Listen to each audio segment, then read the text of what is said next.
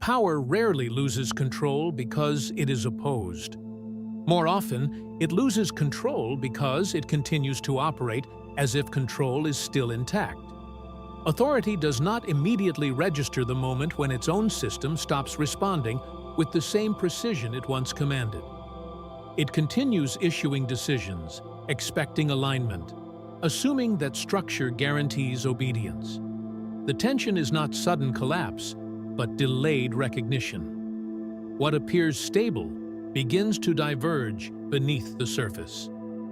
This moment matters because it reveals how authority can persist in form long after it has begun to fail in function. How a system can continue to exist while no longer behaving as intended. By the mid-20th century, authority within the Soviet Union had consolidated into a centralized structure defined by the Communist Party, its administrative apparatus, and its control over economic planning, information, and enforcement. Leadership passed through defined hierarchies, culminating in figures such as Joseph Stalin and later successors who inherited both the structure and its expectations. The planned economy operated through ministries, quotas, and directives issued from Moscow, extending across vast territories and diverse populations. The security apparatus monitored dissent, while the party maintained ideological authority over public life. Decisions moved downward through layers of bureaucracy, intended to produce uniform outcomes across the entire system. By the 1970s, this structure had stabilized into a recognizable form. Authority was centralized, coordination was assumed, and control appeared continuous. The system had been designed to eliminate uncertainty by absorbing it into planning. But planning required accurate information, and information depended on compliance. As authority demanded results, lower levels learned to report alignment rather than reality. Targets were met on paper, even when conditions diverged in practice. The system continued to function, but its feedback began to distort. Factory managers fulfilled quotas by adjusting measurements, not production. Workers continued to meet expectations while adapting quietly to shortages that were not acknowledged in official reports. Authority responded by reinforcing oversight, increasing inspections, and refining directives. Each adjustment assumed that the problem lay in execution, not in the structure itself. The belief remained intact. With sufficient correction, the system would realign. But each correction introduced delay. Decisions took longer to propagate. Information took longer to verify. The scale that once demonstrated control began to slow it. Authority continued to expand its reach, but its responsiveness narrowed. Regional administrators adapted to central expectations by filtering what they transmitted upward. Reports became less about conditions and more about compliance. The center continued to receive confirmation of control, even as divergence increased. Local populations adjusted behavior to navigate shortages, delays, and inconsistencies that authority did not fully perceive. Goods circulated through informal channels. Waiting became a condition of daily life. The structure did not collapse under pressure. It adjusted to preserve itself. But these adjustments changed the relationship between authority and reality. The system no longer corrected itself in real time. It accumulated misalignment. By the late 1970s and early 1980s, authority encountered a growing contradiction.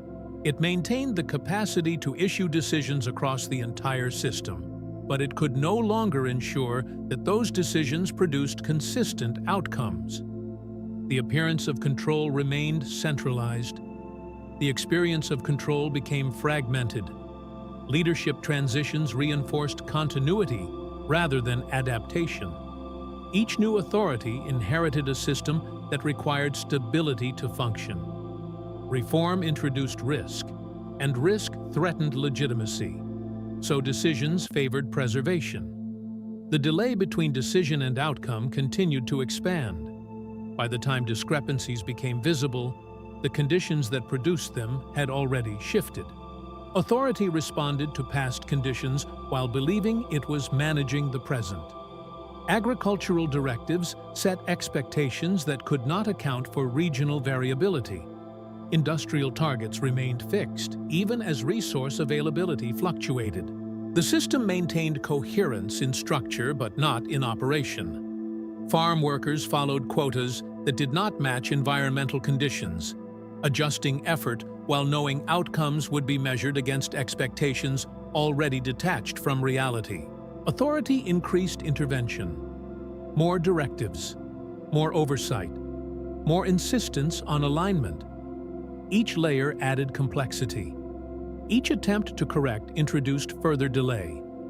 The system began to depend on its own assumptions. It operated as if coordination still functioned at the level it once had. But coordination had become partial, uneven, and increasingly difficult to verify. Information no longer traveled as a reliable signal. It moved as a confirmation of expectation. By the mid-1980s, leadership under Mikhail Gorbachev initiated reforms intended to restore functionality. Policies such as glasnost and perestroika were not designed to dismantle authority, but to reintroduce responsiveness into the system. They sought to reduce distortion, to allow information to move more freely, to reconnect decision-making with reality. But these reforms introduced a new tension. By reducing control over information, authority exposed the extent of misalignment that had accumulated. The system had depended on filtered feedback to maintain coherence. Without that filter, discrepancies became visible at scale. Officials who had long reported compliance now faced conditions that required acknowledgement of failure. The system began to reveal contradictions it had previously contained. Citizens encountered information that diverged from official narratives, adjusting their expectations as gaps between authority and lived experience became explicit. Authority attempted to manage this exposure while maintaining control. It allowed limited openness, but not full relinquishment. It introduced reform, but within boundaries that preserved the existing structure. This partial adjustment produced instability. The system was no longer fully controlled, but not yet restructured. Authority continued to act as if it could recalibrate without fundamentally altering itself. But the feedback loop had changed. Information now moved faster than decisions could stabilize it. Divergence became visible before it could be corrected. Authority faced conditions it had not been designed to manage. Regional entities began to interpret central directives with increasing autonomy. National republics within the Union observed inconsistencies and began to assert their own priorities. The coherence of the system weakened, not through direct opposition, but through the gradual erosion of alignment. Local officials hesitated between following central directives and responding to immediate conditions, knowing that either choice risked future contradiction. Authority confronted a narrowing field of options. It could reinforce control, risking further exposure of its limitations, or it could continue reform, accelerating the loss of centralized coordination. Each decision carried consequences that could not be fully predicted or contained. The system had been constructed to maintain control through consistency. It now faced variability that required flexibility it did not possess. As the late 1980s progressed, authority found itself issuing decisions into a system that no longer responded uniformly.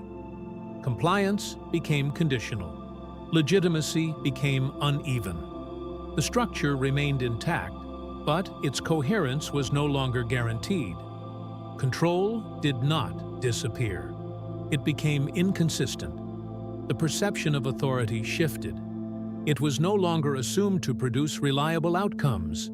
It became one force among many, competing with local conditions, emerging autonomy, and the increasing visibility of contradiction. Authority continued to operate, but its ability to enforce alignment diminished. The system moved forward, but without the unified coordination that had once defined it. And in that narrowing space, decisions began to lose their capacity to shape outcomes at scale. The system did not end in a single moment. It transitioned through phases where authority persisted without full control, where directives were issued without certainty of execution, where structure remained but function diverged. What had once been a centralized system became a collection of partially aligned components, each responding to pressures that no longer converged. Authority had not intended to lose control. It had extended itself to prevent uncertainty. But in doing so, it created a structure that could not adapt quickly enough when conditions changed. The distance between decision and outcome became too wide. The delay between feedback and correction became too long. The system continued to move, but without the precision that had sustained it. And as authority continued to act within that system, it encountered a condition it had not been built to recognize. Control was no longer continuous. It was intermittent. The structure remained visible. The coordination did not. If this story gave you something to think about, consider subscribing to Timeless Questions. We explore history, philosophy, and the patterns that quietly guide human behavior.